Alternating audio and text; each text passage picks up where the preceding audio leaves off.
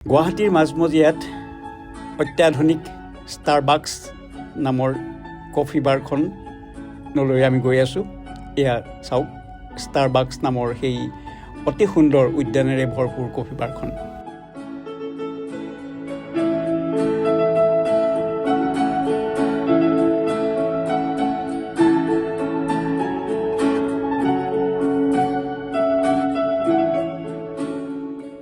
আমি আহিছোঁ ব্ৰহ্মপুত্ৰৰ বুকুত অৱস্থিত উমানন্দ মন্দিৰলৈ। উমানন্দ মন্দিৰ কেৱল অসমৰে নহয়, সমগ্ৰ বিশ্বৰ পৰ্যটকৰ বাবে এক আকৰ্ষণৰ কেন্দ্ৰবিন্দু।